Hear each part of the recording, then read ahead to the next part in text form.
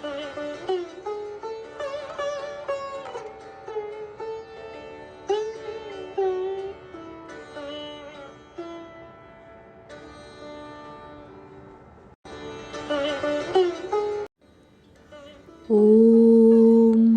यथाग्नेर्दाहिका शक्ति रामकृष्णे स्थिता हिया सर्वविद्या स्वरूपां तां शारदां प्रणमाम्यहम्।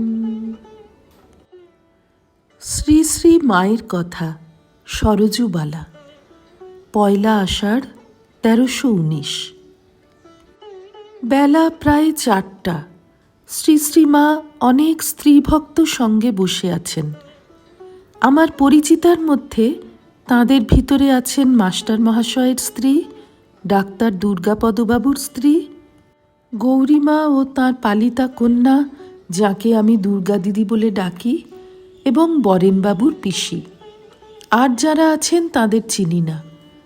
মা হাসি মুখে সকলের সঙ্গে কথা করছেন। আমাকে দেখে বললেন, এই যে এসো মা, বসো। আমি গৌরীমাকে দিয়ে নিচে অফিস ঘর হতে নিবেদিতা ও ভারতে বিবেকানন্দ বই দুখানি আনালুম। আমার ইচ্ছা মা নিবেদিতা বইখানির কিছু শুনেন। মাও বই দেখে বলছেন, ওখানি কি বই গা? আমি বললুম, নিবেদিতা। মা বললেন, পড়ো তো মা, একটু শুনি। সেদিন আমাকেও একখানি ওই বই দিয়ে গিয়েছে, এখনও শোনা হয়নি। যদিও অত লোকের মধ্যে পড়তে লজ্জা করতে লাগলো, তথাপি নিবেদিতার সম্বন্ধে সরলাবালা কেমন সুন্দর লিখেছেন তা মাকে শোনাবার আগ্রহে ও মায়ের আদেশে পড়তে আরম্ভ করলুম। শ্রী শ্রী মা ও সমবেতা স্ত্রীভক্তিরা সাগ্রহে শুনতে লাগলেন। নিবেদিতার ভক্তির কথা পড়তে সকলেরই চোখ অশ্রুসিক্ত হয়ে উঠল। দেখলুম মায়ের চোখ দিয়েও অশ্রু গড়িয়ে পড়ছে। ওই প্রসঙ্গে বলতে লাগলেন, আহা, নিবেদিতার কি ভক্তি ছিল!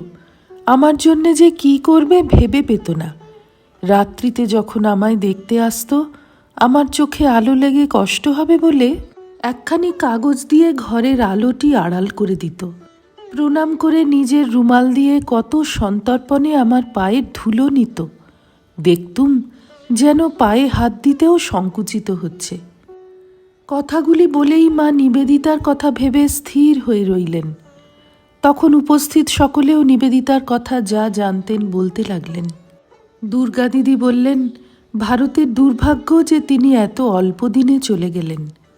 অপর একজন বললেন, তিনি যেন ভারতেরই ছিলেন, নিজেও তাই বলতেন। সরস্বতী পূজার দিন খালি পায়ে হোমের ফোঁটা কপালে দিয়ে বেড়াতেন। পুস্তক পড়া শেষ হলো। শ্রী শ্রীমা তখনও মাঝে মাঝে নিবেদিতার জন্য আক্ষেপ করতে লাগলেন। শেষে বললেন, যে হয় সুপ্রাণী তার জন্য কাঁদে মহাপ্রাণী, জানো মা। এইবার মা কাপড় কেচে এসে ঠাকুরের বৈকালি ভোগ দিতে বসলেন। ইতঃপূর্বে কোনো সময়ে স্বহস্তে অনেকগুলি ফুলের মালা গেঁথে বৈকালে পরিয়ে দিবেন বলে ঠাকুরের সামনে রেখেছিলেন। ব্রহ্মচারী রাসবিহারী ওইগুলোর নিকটেই ভোগের জন্য রসগোল্লা এনে রেখে গেছেন। তার রস গড়িয়ে ফুলের মালাতে লেগে নেও পিঁপড়ে ধরেছে।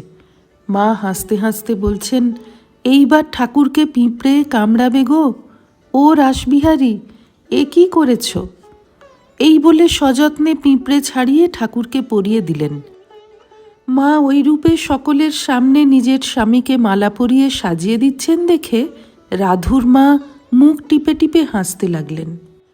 শ্রী শ্রীমা উপস্থিত সকলকে প্রসাদ দিতে গৌরীমাকে বললেন এবং সকলে প্রসাদ পেলেন। শ্রী রামকৃষ্ণার্পণমস্তু।